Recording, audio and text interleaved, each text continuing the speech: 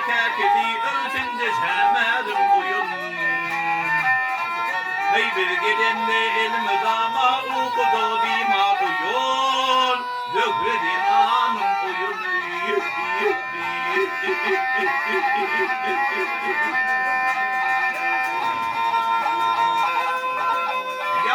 Sözüyle tutkulun ağyara pende tutmağılı Şumra fitneleri okudun uygutmağılı Yar ölgelere tilberim halın perişan etme gelir Muhtemmenlik nadirani bir dedinge satmağılı Yüz edimli canıma şevli tütüm kârım uyum Dökredin anım uyum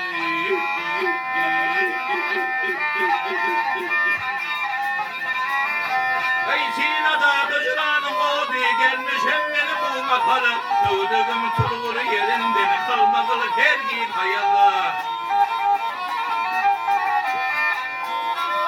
Yar padişah temin gela aşıklığım ruzi eder Geç edip elinde hali görmedim kendi gözüm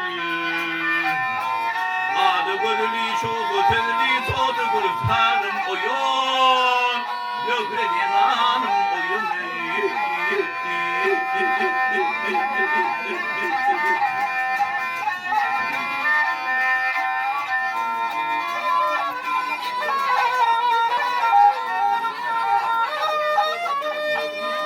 Hey taşlar gibi erimiş yıldırım durmazdı bana Dillerin yar arka baba indi erenge bakayım Yar noktuyu kalın yerinde bitti bir saat Dilbere koydum senin etilik bekledim el kaba Amatım bir martı bölge etki elvanım oyun ey Yar cümleden çizdir bu fani dünyasından durmama Böyle mübarek yürüyorum görsem de armandırmama Hey bu perişan halimi kim görse hayrandırmama Ben senin köyümde köyüm günde doğrandırmama Sahiran halini görüp indi eşikdarım oyun Dökredin anım oyun